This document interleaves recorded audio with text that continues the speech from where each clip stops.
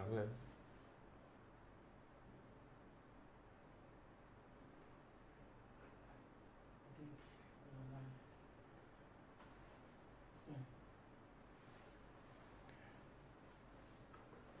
All right, yo, what's up, guys? Welcome to another episode of the Technext Social Media Roundup, where we bring to you the latest news in the world of social media.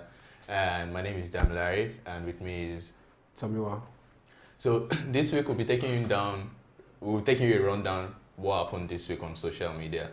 And the first thing that happened this week on social media would be that of Valentine's Day. Yeah. I mean that was last week Sunday, and everyone was celebrating. Everyone was posting videos. I said yes. He took me out. I mean, I said yes were the cliche parts. Yeah, it was. I remember there was a particular person that got angry that her boyfriend did not ask her to say yes. Apparently, the girl was not ready. Wow. So a whole lot of gist came out from the Valentine thing. People were posting their booze and all the rest. And gifts too. Gifts were very important. Although some of us not get gifts. Remember the picture of ex-girlfriend versus exactly. Ex-girlfriend got PS5. So I said they should do the both of them. I know that, but yeah, I mean that's the whole fun and thrill of Valentine. The gifts, the pictures, the memories, the heartbreaks. That's almost inevitable, right? So I'm sure some relationship must have ended. Well, and then there's the thing that happened 9 months after. Should be expected. I'm not part of this conversation. There's the thing that happens 9 months after. I don't know what, but there's the thing that happens 9 months after. We will. It was that's one of the things that trended this week on social media. And if you had the Valentine's Day, if you celebrated with your loved one, I hope you had a nice time. And those of us that didn't get gifts will get gifts next year. And those of us that got books too, we'll read it. You at least got something. All right, moving on. The next topic that trended this week on social media was Ngozi Okonjo-Iweala. Yeah. I mean, the former finance minister of Nigeria, got announced as the Director General for the World Trade Organization, and that's a very big win for the Nigeria ecosystem. No, it is history in the making. First female, first African. I mean, the first African has to be in Nigeria. Finance, something that has to do with money Nigeria and Nigeria, and the whole world accepted. The real stereotype that Nigerians are pretty, So it's a very crazy landmark. It's a very cool landmark, and she's a woman. I mean, it's very interesting. A big win for females. Very big win. Yeah. And all the rest. And the challenge that took place after, like, the dress up like outdid herself, I think so. There was this small girls when I saw. That was a winner for me. The children dressing up was killers. I don't know if their mom or dad actually get them involved in it, but that was cool. Then there were the men, so everybody had to join them. It was pretty interesting that the challenge trended, considering the fact that it wasn't like the bossy challenge or the but Ngozi actually applauded them and actually came to. So I think that encouraged. And even people that probably tweeted something against her some years back also came out to like, everybody wants success now. Everybody wants success. And well, a lot of ladies also wanted the 100K. I can't blame them. I think the young girl should have won it. She did it for me. She did it for me. She was cool. Madam Ngozi, we wish you all the best, and we hope that your tenure is very cool for the organization and for the world as a whole. Moving on, People's Gazette versus Bashir. People's Gazette versus. So People's Gazette said Bashir was appointed as a project manager in DPR, Department of Petroleum Resources, right? And Bashir denied, said there was no such appointment and all the rest, and they were like, okay, no problem. The next day also, boom, they came out with receipts. The so-called appointment letter of Bashir. And while the letter has not been refuted by the appropriate guys like Bashir or the DPR themselves, right? Many people have pointed out some flaws in the stuff, like the logo, the wrong name of the director, the grade level. I mean, they said it was level 5, and the level 5 is not a graduate in civil service. Yeah. And even the salary too, accumulated salary of 400 and something, which is just a bit higher than or lower than like look at when I first look at the whole thing when I saw it trending was like, really, like the letter, like if you went through the scrutiny of any press organization, should have been flagged immediately. Like at least due diligence should have been done. Like, but I can't really blame them. I think it's the first flaw that I've actually seen them actually. Yeah, exactly. That's why people are finding it hard to believe that it's actually an error on their part because they've been, if during the NSAS period, they were pretty on point with most of their reports. But another thing is there wouldn't be fire without any smoke. There could have been actually be evidence of him not. I don't know. Let me not speculate. But there could have been a bit of smoke or something. And the fact that both DPR and Bashir, aside the initial that they've not actually come out to because something as scandalous as that. I mean, a lawsuit should have been filed and all the rest, but nothing. We haven't heard of anything though. So whichever it is, we just hope. It's fine. We move. So the next one is Barca versus PSG. Football. That got the whole world trending. So Messi lost again and it is normal demeanor. He's putting his hand on his forehead and everything. They got trashed at home. 4-1. That was pretty interesting. They got the first goal and the penalty. I woke up to the scores and I was like, wow, what the I wasn't watching the match, but I was following and checking the highlights as they were scoring. So I was checking the highlights as they were scoring and I was following through and all the rest. So the first one, penalty, which was a pretty close one. I mean, many people, even I myself, I didn't think it was a penalty. And Messi scored that and boom, PSG came from behind. Mbappe, Moiskin and Mbappe, like hat-trick. I mean, at Camp Nou, Barca's home, it was pretty crazy. Like deja vu. It was like deja vu. It was pretty crazy. So I really respect Messi, you know, like that. But looking at that match, Barca were awful. Yeah, they were. The gameplay and everything, they were pretty awful. They make Mbappe look like Superman. He was just tearing their defense like PK, Lenglet, and every other person were pretty finding it hard to hold him and all. I just hope Barca don't come back. You know, they had a very crazy comeback a couple of years back. Yeah. That one was unbelievable. This one, you have to go to the pit of hell to get a comeback. Because this was at home. The previous one wasn't home. Yeah. So it was pretty easy to come back. They were not fighting against any away goals. Now, if they need 8 goals. Should they win now, they need at least 5 goals. 5-0. Yes, now. Okay, and that means PSG will not score anything. PSG won't score anything, and they are going to pack the Prince. Obviously, PSG would definitely score. And I think Di Maria will be back.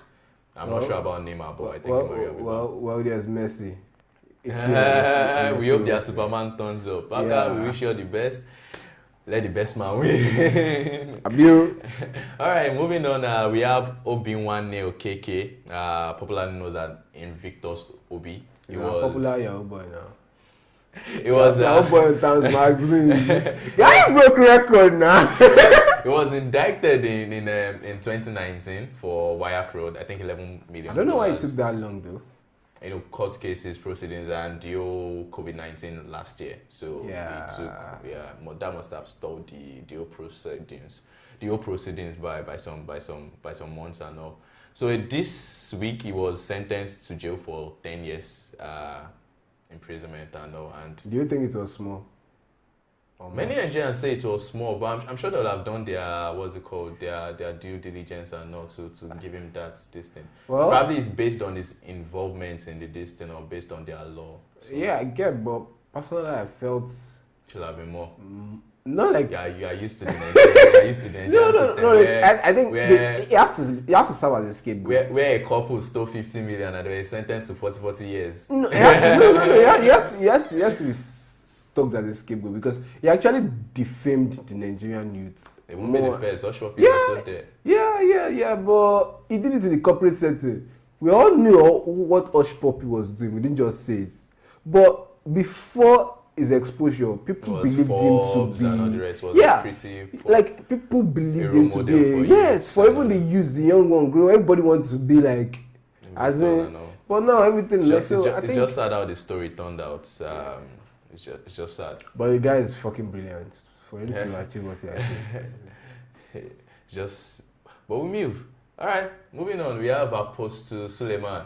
So this week a video surfaced, right, where he was talking to his auditorium, his congregation, and telling them how he bought his third private jet during the COVID-19. I mean, he said he didn't even want the COVID to end. That was pretty shocking coming from a man of God. I mean, COVID killed so many people. People have lost jobs. People have lost loved ones, properties, and everything due to COVID-19. And you coming out to say you probably didn't want the COVID to end. That was pretty interesting. I think it was the third private jet that did it for me, Sha. I was looking at third private jet. Third private jet, right? Private jet. Said even prints money at home, speaking in tongues. I couldn't, like, because Apostle. Like, is it the same Suleiman I knew? Like, but watching the video, it was something else. Like, was it insensitive? Was it boastful? It definitely was insensitive. Somehow boastful. Like, in a way, I don't know. I'm not the authority. And people came for him online, obviously. And other prosperity pastors that they are just thriving on the ignorance of their congregation. And I knew you look at it, some of his congregation may be starving. Because everybody needed palliatives. And I use my palliative to buy. Yeah, I mean, to each his own, right? As long as this thing is pretty cool and fine. Yeah. Well, he's the man of God, not me. All right. After Apostle Suleiman, the next topic that trended was the Minister of Defense, Major General Bagashi, telling people that they should learn to stand and fight. They should not be cowards and run away from bandits when they attack.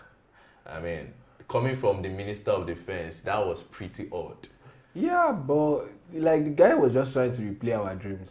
No, I don't understand. But why would the Minister of Defense come out to say that you should stand and fight bandits that came with guns and RPGs and everything? Citizens are not allowed to hold guns, so what would you stand and fight for? You know, I think we are used to the funny comments our leaders make at times. I think this is just one out of many. It's I won't say stupid, but it holds no basis. Like someone just woke up and dreamed like every Nigerian holding a gun without, there's no rule of law, there's nowhere to buy guns, anything. And he said that then at some point it was not like the government will still do their best to secure lives and property. So why did you tell us to stand and fight before? You guys should have just done your job. Well, I wouldn't mind if we can push for us to get the laws of all of us carrying guns, because I don't feel safe in this country. So it's not to lie. Man, it's fine. We just pray that people that are currently being affected are pretty safe. Yeah, stay safe. Stay safe. All the people. Just take care. Moving on from that, we have Olu. Olu, the state in Imo State that was. So there are two parts to that story. Why some people said the helicopters were flying above and shooting bombs or wherever it was because there were loud sounds in the video.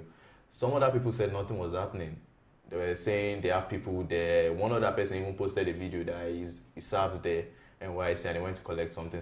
I think it's clearance or so, and he wasn't seeing anything. Some other people were like, they have family members there that they called and nothing was happening. But we're seeing videos of stuff happening. Okay, so the thing with social media where things can be misinterpreted.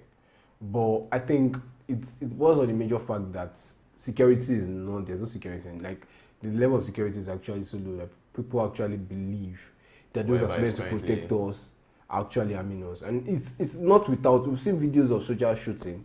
We can't forget the NSAS protests anytime soon. We have seen videos of, a lot of times in the East of something. Olu was just one of many.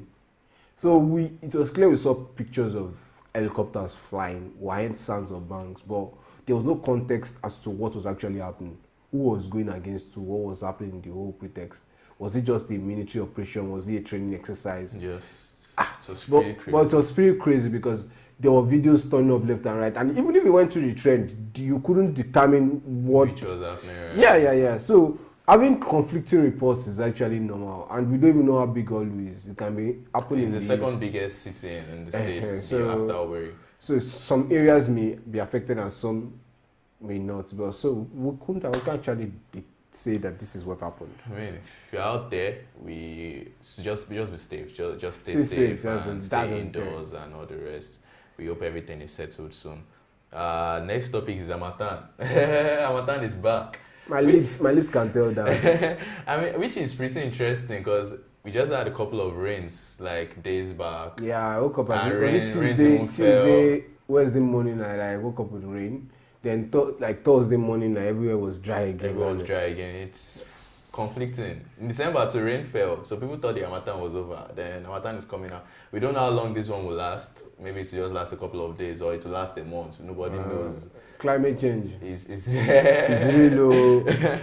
Same way it was happening in Texas, where the winter was all crazy. It was all crazy, and everything was crazy. Harmattan is the one. I saw it and I was like, fuck. Harmattan is the one year, so yeah. I mean, just moisturize and stay fresh. Sure, you get. Don't be caught on fresh. Last. Lastly, for this week, we have the Gen Z versus Millennials fight on social media. But we can't even fight it cleanly here because both of us are clearly playing for the same team. Sure, you get. We'll try to play fair, sha. So this Coco article was like millennials coming for Gen Z is coming for millennials, telling them what they dislike about millennials and all. Then a Twitter user took that post, went to Twitter, and started dishing out bans to Gen Z. He didn't know what was coming. We all thought it was going to be like normal, everybody just laugh and move. Boom, Gen Zs were not having it. They came all gun blazing, boom, boom, boom. So there were like 4 principal actors. There was Binjo, the guy that brought the tweet. There was Mo, there was FK Abudu, there was Odun Eweniyi also. And I think Babajide came into play too. That was this morning. Okay. So the 4 of them were like the ones yesterday night. They took out Mo and FK Abudu with pictures. They posted pictures of them doing some weird stuff, and I dropped their points, and they took them out with the pictures, right? And it was left with Odun and Binjo, and everybody thought that was over. Like Gen Zs were leading already, and it was boom. All of a sudden, the millennials, one of the bans was that millennials were asleep yesterday night, and they'll wake up this morning to come and see what's happening. And it did happen. They woke up this morning, and boom, they all came gun dashing and everything, and came for the Gen Zs and all the rest. I think the one that hit the Gen Zs the most is the bank account. That bank account was premium. Was premium bands. That bank account was a premium band. Can you give me 2K? It was pretty interesting. It was pretty interesting. The bank account was a premium band, and yeah, that was pretty. Another one that I liked was the Gen Z own. The Gen Z one that I was talking about, how you are complaining about that Gen Zs are unemployed, but you yourself, your parents filled your jam form for you, and you went to school to study law, and you are coming back to come and sell weed on that was another crazy one. And while the Gen Z seems to have won, there's still no clear winner here, but I think the Gen Zs are ahead with points and all. Well, everybody to their own. So, but you can join the battle on Twitter. The battle is not over yet. It's still going on and all. The battle is not over yet. And so that brings us to the end of today's social media roundup. We've talked about the Valentine's Day. We've talked about Ngozi Okonjo-Iweala. We've congratulated her. We've talked about Barca versus PSG. We've also talked about the current situation in Olu, as well as Apostle Suleiman, and the Minister of Defense, who says Nigerians should be able to stand and defend themselves. And lastly, the Gen Z versus Millennial battle on Twitter. Harmattan is also ready and out there, so moisturize and keep yourself fresh.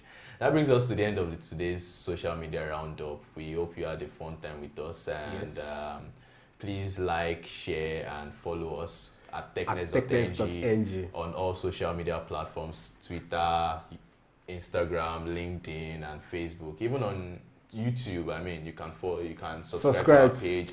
We do a couple of cool contents from Street Tech, where we go out to ask people what they feel about certain topics, and we do tech news reviews and analysis. I mean, that's pretty insightful. With no further ado, that brings us to the end for today. My name is Damilare. Join us next week as we come again with another fresh round of gist from the world of social media. Dope gist. Signing out, Dami. Tell me what. Ciao.